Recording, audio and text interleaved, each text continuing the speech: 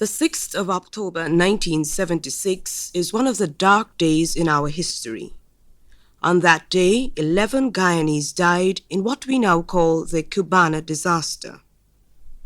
On this, the 10th anniversary of that disaster, the Guyana Broadcasting Corporation presents a rebroadcast of a special documentary prepared by Ron Sanders and which was first heard on the 14th of October 1976, the National Day of Mourning for those who died in the Cubana disaster.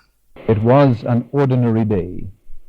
It was an ordinary flight from Timeri International Airport.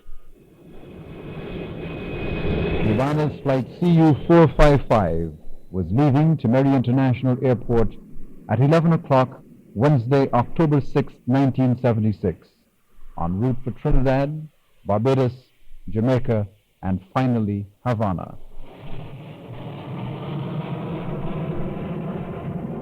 As the Cubana flight winged its way into the skies, with 11 Guyanese souls on board, no one realized that October 6, 1976 was almost to the day, the anniversary of the date on which the Cuban War of Independence from Spain was won. No one realized that a band of disenchanted Cuban exiles living in Miami and calling themselves El Condor would choose this flight to make their mark of protest against Fidel Castro and his government in Cuba. No Guyanese mother waving goodbye to her son, no sister kissing her brother farewell, knew that the Cuban exiles were prepared to destroy the lives of 73 people, including 11 of our own, in the political war they were waging. So Flight CU-455, an ordinary flight, which started in Guyana, was to become for 11 Guyanese families a story of horror, and for the Guyanese nation an event of amazement, as in an instant of political action, 11 innocent lives were snuffed out.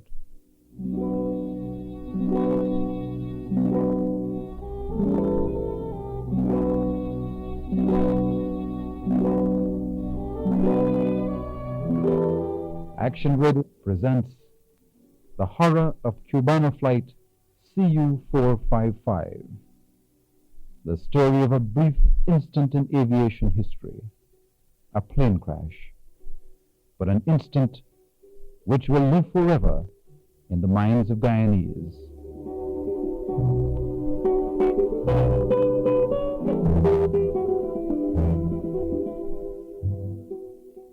Eric Norton was 19 years old. He was going to study in Cuba to be a doctor. Before he left, there were no misgivings about this flight, because it would take him to Havana to begin a career in medicine. Eventually, his aim was to return to serve his country. If anything, Flight CU-455 was a welcome event. His father described what Eric was like, and he described the morning of Wednesday, October 6, 1976. He grew to be a hard-working boy, of whom we were very proud. He was a staunch member of his church. He was a member of his church club, his young people's club in the church.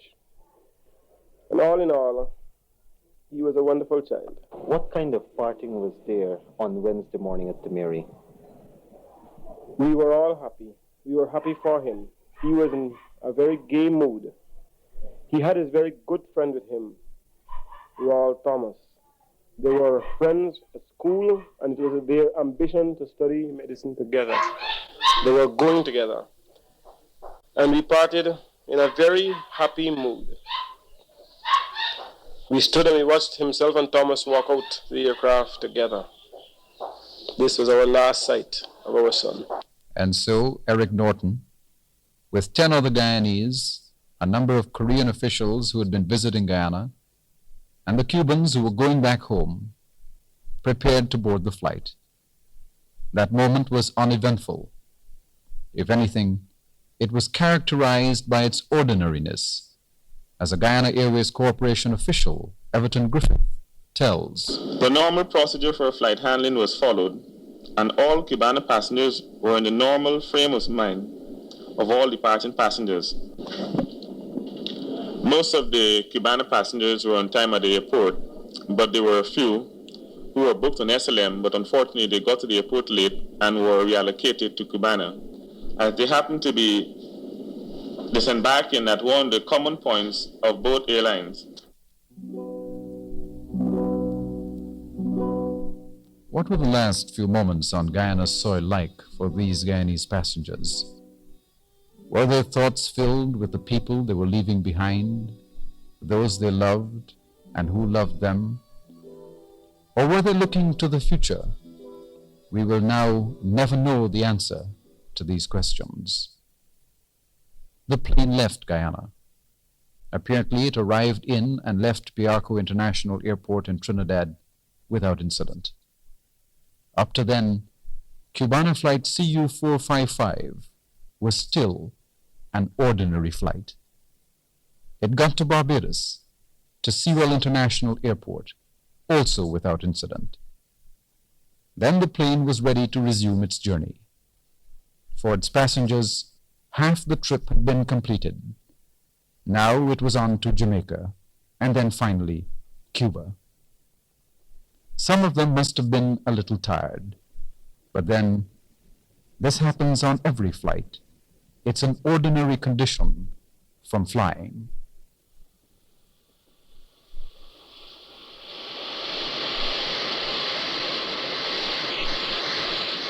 Cubana flight CU-455 was leaving Sewell, and the air traffic control officer gave the pilot his last instructions.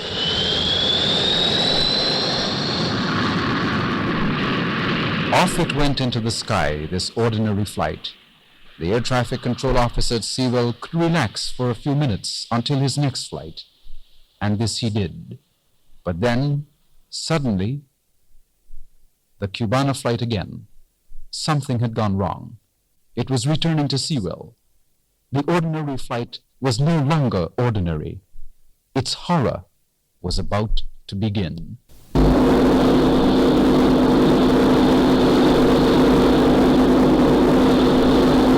The time is 1:07. 2:03.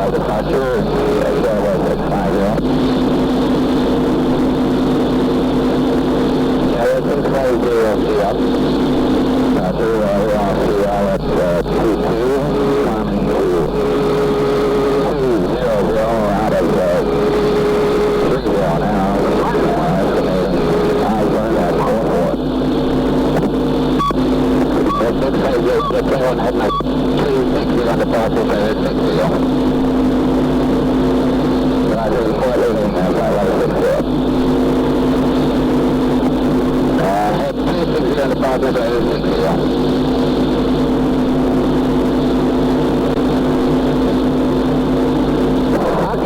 Cubana 455, we request immediately land. Cubana 455, you're clear to land. Roger. See all the cars here, Charlie 650, we will see our structure. Charlie 650, ahead 360 on the Barbados, 60. I go ahead and 360 and start.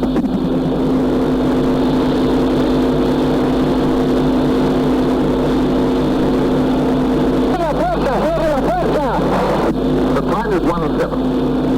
207. And of course, I'm tired out for most of the on standby.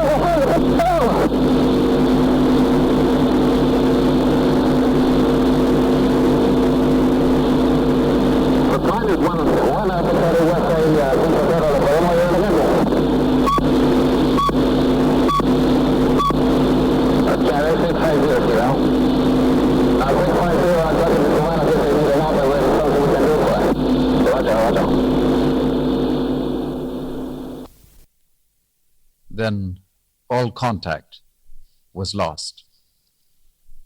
Most Barbadians had just returned to work after lunch. Some, however, were still at business lunches, and there were many tourists on the beaches, swimming and sunbathing. They were the ones who had their normal activities interrupted. They were the ones who were brought sharply into the horror of Flight CU-455. The reality of an aircraft in trouble was before their very eyes, and they saw it like a wounded bird plummet from the skies and smash into 1,800 feet of water just 2 miles off the west coast of Barbados. One of those Barbadians was a broadcaster, Keith Foster. I was on my way from lunch, taking my wife to the office, which is about 3/4 of a mile from our home. I live on the Cave Hill Ridge, which overlooks the sea about an elevation of about 500 feet above sea level.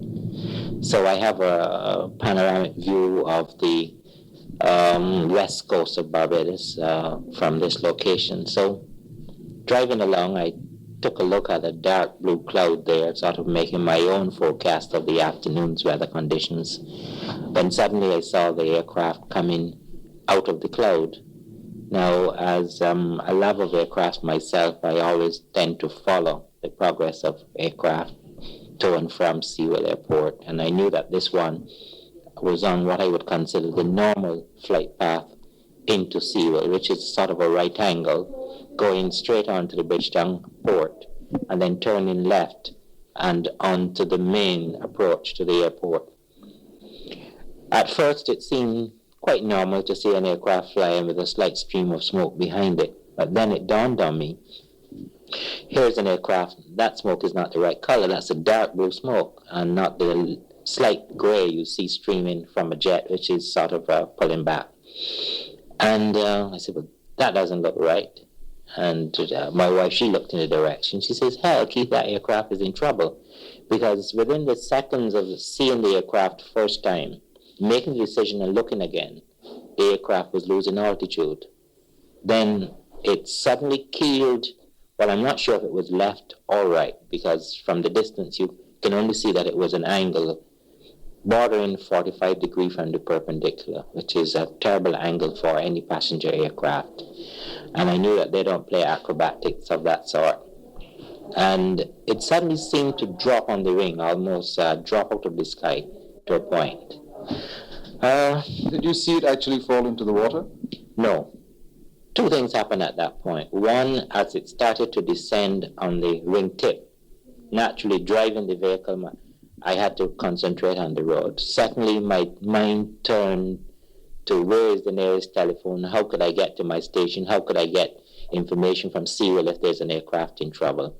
When I looked around again, because it's a ridge which gives me a view of the sea to a point, but by that time I had approached an area which hid the sea level from view, and the aircraft had descended below that level.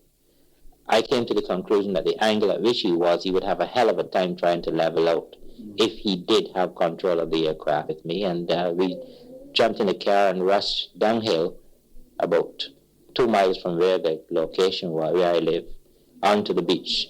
And there I went into a guest house, got a telephone with a long cord, took it out onto the patio, overlooked the area, and I could see a flotilla of small boats and some medium-sized ones too, including the Jolly Roger, which is a sort of weekend and holiday cruise boat, heading to the area as fast as they could.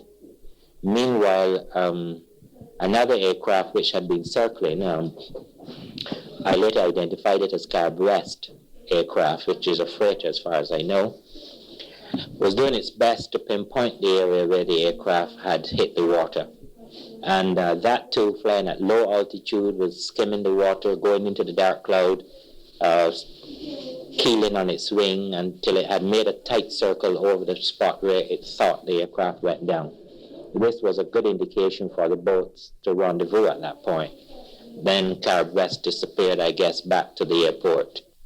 The voice of Keith Foster, program director of CBC Radio in Barbados. For a moment, he thought like a newsman, a hot news story. Then the horror struck him, and like a human being, he was stupefied by what he had seen.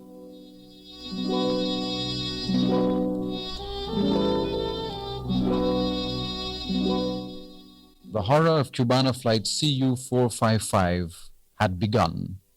In Guyana, we heard about it on the GBS 3 o'clock news. The time is now 3 o'clock.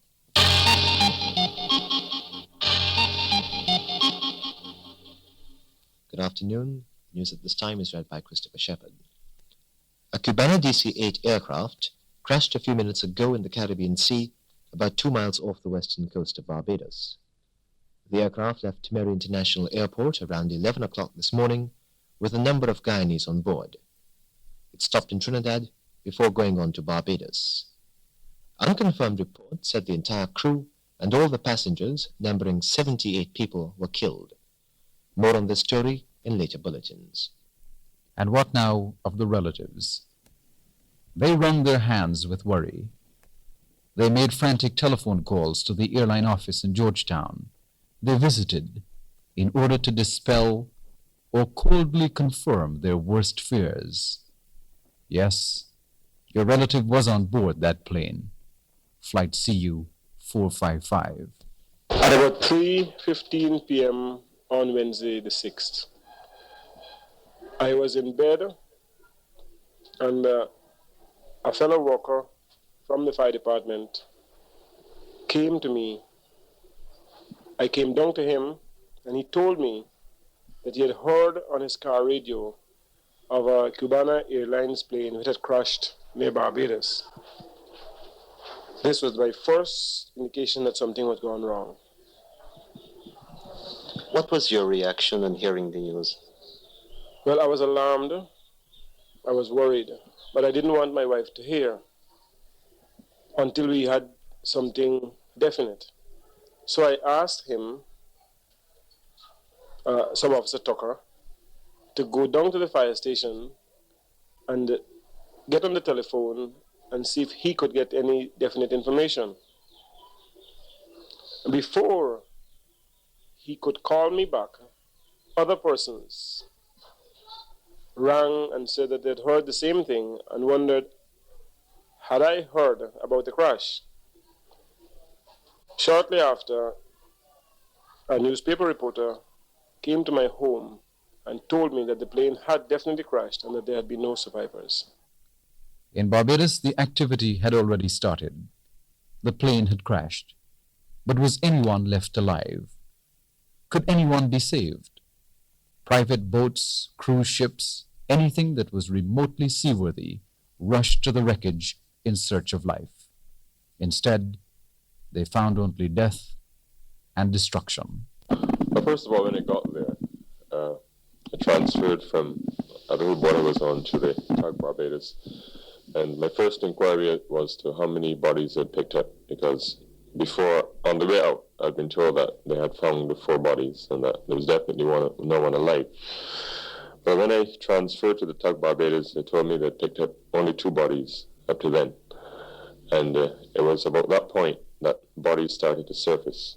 The sea was littered with debris, looking like pieces of sponge and different colored mess and whatnot. I imagine it would have been close to 45 minutes before the bodies started coming up from the plane. What kind of condition were they in? Very badly mutilated. A lot of them, the intestines showing, skulls smashed in here and there. The first thing that shook me, in fact, was the body of the first man I saw brought to the boat, and from just under his navel, right down to below his penis, that there was nothing except intestines coming out. There was another chap whose foot, all the flesh in the calf was out of the foot. A number of people had their heads smashed in and flesh, which was obviously brain, outside of the head, and faces very distorted. The bodies, some of them appeared to be scorched. And it was then that I felt that there was a real indication that there was an explosion. There was no sign of the plane, was there? No, just pieces. Pieces of the interior of the plane, pieces of the wing. These were floating here and there on the surface of the water. Is it fair to assume that some of the bodies may still be in the plane? Yeah, I think so. Well, I only saw about 15 to 20 bodies brought up. The fact that it was about 45 minutes before the bodies really started to come up indicated that the plane went right down. Now, I was told that one of the first bodies to come up was wearing a mask, an oxygen mask. So it would appear from the fact that the pilot had in fact radioed the control tower, that they knew that they were in danger and they had to prepare themselves. So first of all, they had to be in seatbelts because that's standard procedure, I think. Secondly, the fact that after about 2.5, 3 hours out there and no other bodies had surfaced, I think that indicated that there were still a number of people down there who had not managed to get out of their seatbelts. Can you remember 48 hours later how you felt looking at that scene? It was sickening. It was sickening. It was obvious that no one was alive. It was a horrible experience, and seeing people like ourselves, no longer people. It was like out of a nightmare. It was like out of a nightmare. The dead were counted that evening, those, that is, that were found. 15 out of an original total of 73. But what had caused the plane to crash? This was the question. The pilot of CU-455 had said, "We have an explosion. There is fire on board." But how? When? The next morning the answer came. A Cuban exile group operating in Miami and calling itself El Condor claimed responsibility for the crash and said that they had planted a bomb on board. The full horror was beginning to come home to us.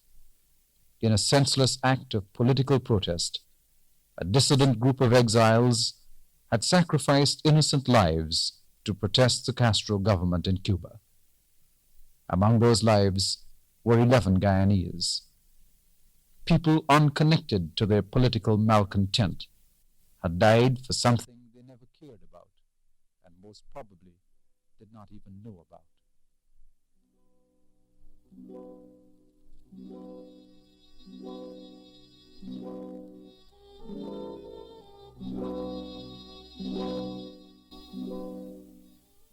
But who is this group, El Condor? This question was asked of Abdo Soto, the Cuban representative to Barbados. Well, actually, we don't know it either. We don't know the name or that organization. We don't know it. But there are organizations, of course, which are opposed to the Fidel Castro government in Cuba. That is what they have said and what they have announced yesterday and the day before yesterday through a broadcasting made from Canada and some other countries, that they are the people who put the bomb in the plane. But we don't know that organization. In fact, Senor Soto did not have to know the name of the group. The dissident group of Cuban counter-revolutionaries go by many names. El Condor was merely the title for this operation. But let us now return to the last moments of CU-455 before it crashed into the water. The pilot had asked for and had been given clearance to land. The plane never made it. In the terror of the moment, he had talked in Spanish twice. One of the Cuban aviation experts in Barbados explains what he was saying. And yet, in this part, what our people try to say is close the door, close the door. And then there was a second part in which they were talking about some other thing in Spanish. ¿Cuál es la otra parte? Acércate, como la cosa. Eso es peor. Pégate al agua. Pégate al agua. This is worse. Get closer to the sea, to the water. What do you think they meant by that? ¿Qué tú crees que hayan dicho por eso? ¿Cuál es la razón? En la primera parte, de cierren la puerta, eso es producto de que el fuego a bordo, el humo y la candela iba hacia la cabina. Entonces cerraban la puerta para evitar que el humo y el fuego llegaran a la cabina. That is because the smoke and the fire probably was trying to reach the cockpit. And they tried to close the door to avoid it. And the water. Y el agua, donde dice apégate al agua. Eso nosotros todavía no hemos hecho un análisis profundo de la cuestión, pero es muy posible que el capitán tratara de continuar un poco más el vuelo para acercarse un poco más a las costas, y entonces el copiloto le plantea de ir al amarizaje. In this other translation, it means what we say that probably the captain of the plane tried to reach the land instead of going to the water, and the other one suggests him that instead of that to try to get closer to the water, to the sea. So I take it that if there was any necessity to land the plane, he could land it in water. That was his objective. No, I think that what he tried to do is to try to see if he could reach the land, the landing strip. And probably the other one just noticed that he could not make it. And that is why he recommended him just please try to get closer to the sea. Yeah. Because you know that the plane, according to the eyewitnesses, just came like this about 150 feet over the water. And then once he tried to get in the water and then tried to raise the plane. And that is where he dropped, according to the eyewitnesses. But what could the last few moments of life have been like for the pilot, faced with a plane on fire and out of control, and passengers who obviously would have been panicking? Guyana's Director of Civil Aviation, Robert Roberts, is a pilot, and he was in Barbados for the preliminary investigations into the air disaster. From the tapes that she had, it would definitely indicate that the pilot was not in complete control of his aircraft. An explosion of that type, which I suspect that it is, would give rapid decompression to the cabin of that airplane. And from the comments made on the flight deck of closing the door and going near to the water, etc., that would indicate that the airplane was more or less out of control. Now, if you were a pilot of that aircraft, what would you have done in his place? Let's try and recapture what he would have done, and if you were in his place. Well, I prefer to answer that as the two possibilities. If he was in control of his airplane, I would have attempted to ditch, but going towards the coast. Instead, that aircraft appeared to have been ditched parallel with the coast. If I was in control of the airplane and had to ditch, I would have headed the aircraft towards the coast. From the radar scan, which we were told, the airplane was appearing to approach the airport instead of going towards the coast. Now, if he was not in control, which I suspect it would be, I would have tried to slow the airplane down. That is about the only thing I would have thought that possible to be done. Slow the airplane down as close to the sea as possible. So you would have attempted then to put it down on its belly in the water? Yes, definitely. Well, you think he might have attempted that? I think that I do not think that he had control of the aircraft, so I do not think that the word ditching comes into it at all. I think the airplane was out of control in the last segments of the flight. And what happened is just that I think it hit the water off its own steam. I don't think the pilot had much control. That kind of weight on that kind of plane, taking the weight of the plane, the baggage, the passengers and everything, would it have gone straight down? The aircraft would have disintegrated, yes, and would have gone straight down. And that is indicated by the time it took to sink. Normally, if he had ditched, he should have been afloat between 12 to 15 minutes.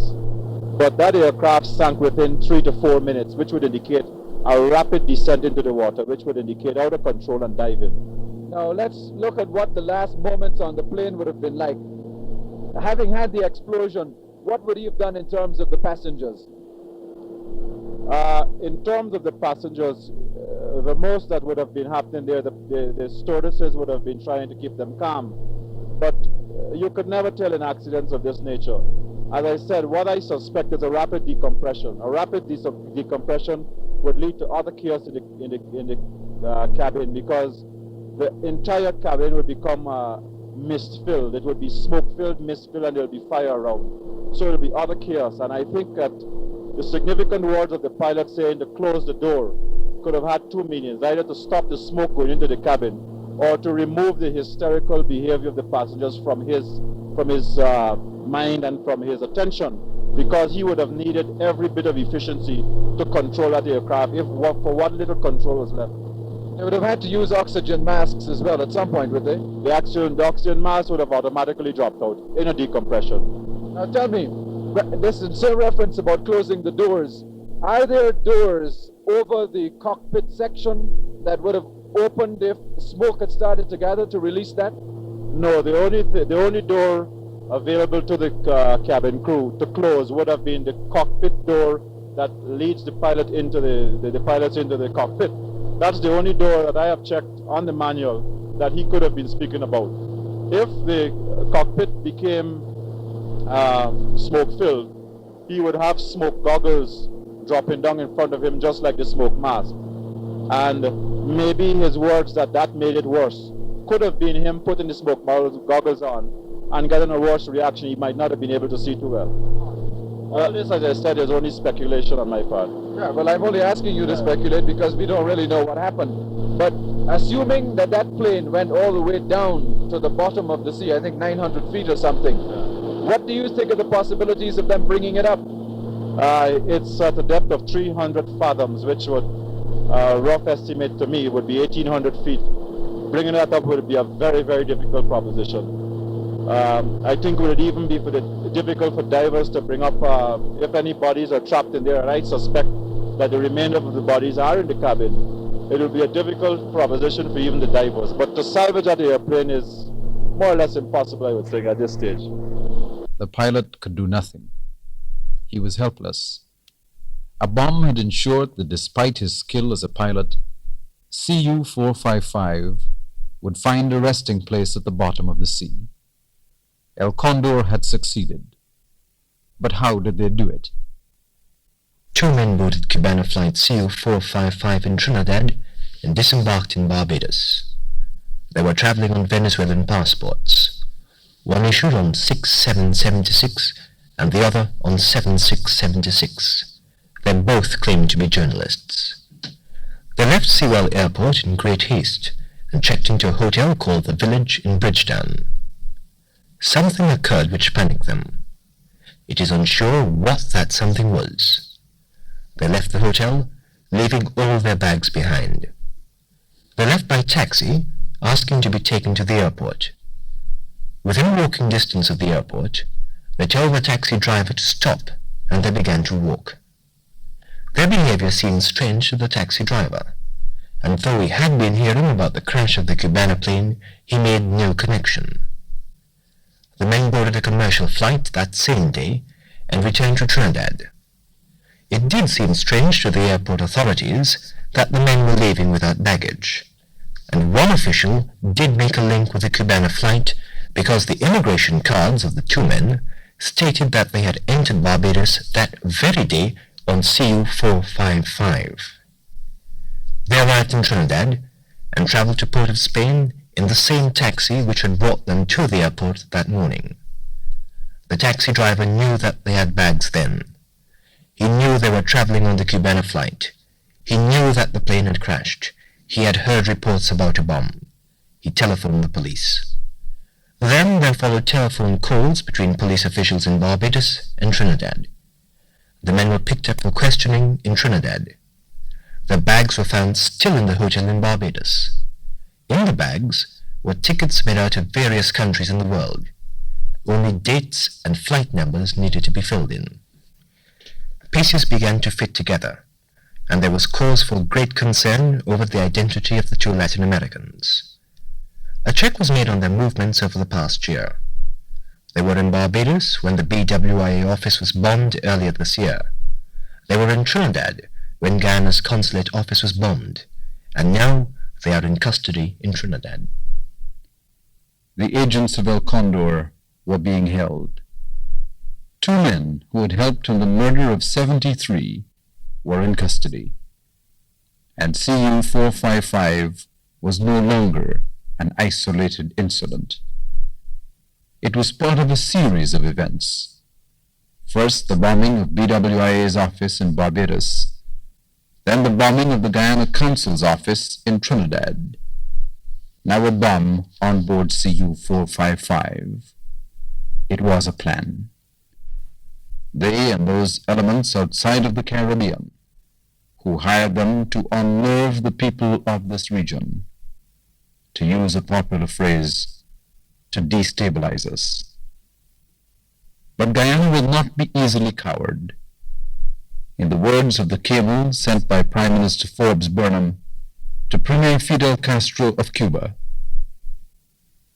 but even as we mourn, our resolve is strengthened to pursue the paths which we have freely chosen, and which we are convinced can alone provide our peoples with the quality of life for which they yearn. And today, Opposition Leader Dr. Cherry Jagan, demonstrating the nation's unity on this point, joined his voice with the Prime Minister's. While we mourn, we must resolve to fight against imperialism.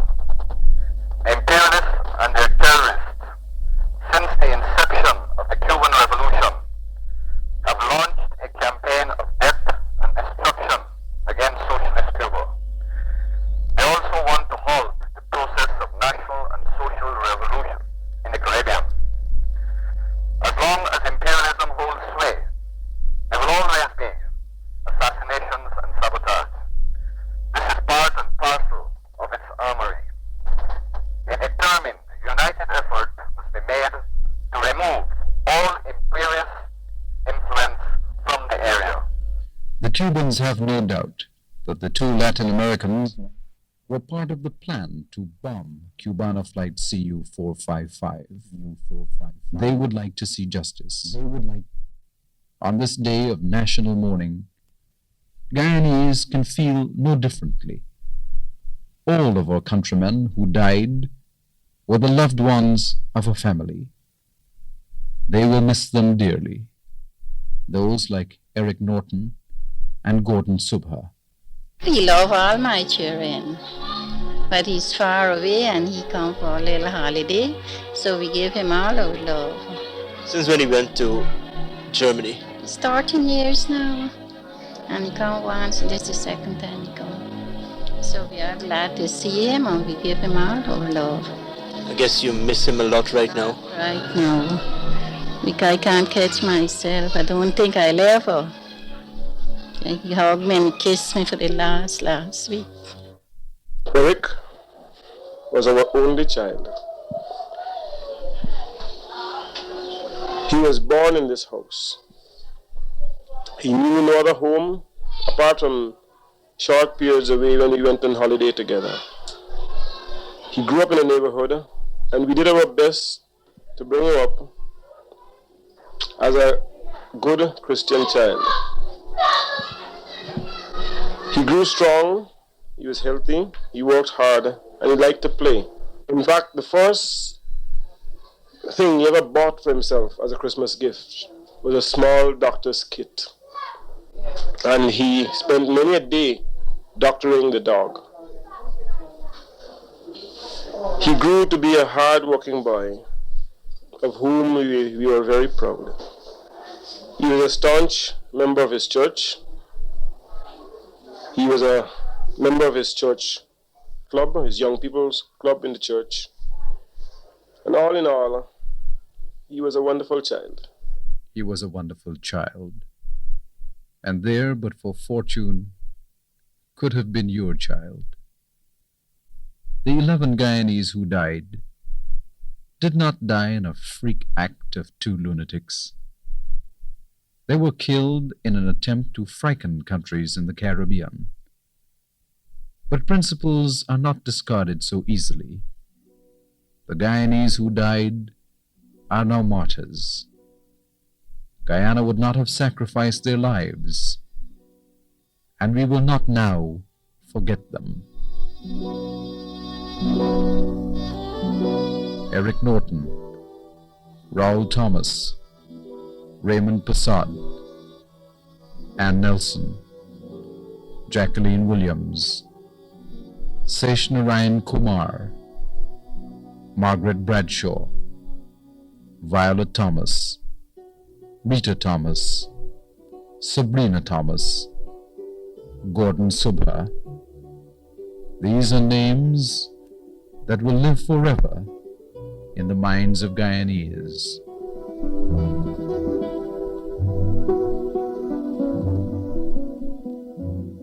You've been listening to The Horror of CU 455, produced and narrated by Ron Sanders, with the assistance of Christopher Shepard, Prince Mason, Dennis Sion, and Balwan Singh.